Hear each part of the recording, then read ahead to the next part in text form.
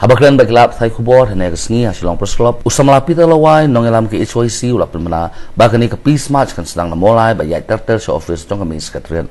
ulai thu bagaseng kelada part ya ke city panjimet na deputy commissioner ke East Castles panpelong ya kani peace march ndai hadu menta na kalian ke office ngurusi kampat ITN AA halor kani ulong gaseng kalong gabala khre banyai bet syakmat ya kani ke peace march lada na kalian udisi u ajing bet lani khang panpelong ya kani ke peace march Ila ba beliau tengah Secretariat pula benda tak tahu sedikit syakir beliau warung lah segala warung kok Bangladesh ni kok kali aja ni tengok mentari aku asal tu kejur bagi jing hendak bagi dan itu ke national association bagi beliau kusong tu iha proof dari Indo tu mah kalau saya mentah ini kita hui ini bagaimana kok kali ya kalau cuba ngali profesional nasional kan ini sedikit beliau nama ordenar sedang tidak tu mersansi mentah tidak beliau agak sedikit kemudian di kan kalau segi warung tu nak Bangladesh lah ada ini dua lek butrop lalu butrop setiap tu bersekali pada sini masuk Melayu usamla Robert Kajalan jangan seketika seng ulai tu bagani kejeng persya jong keseng ya ke ordinance bat ya ke draft bill bertemai ke sarkar kalau namar kejeng yurat ke sarkar jelai ya ke ikhtiar sensasyon jong ke Khas Autonomous District Council bat jong ke Jaintia Hills Autonomous District Council mengitip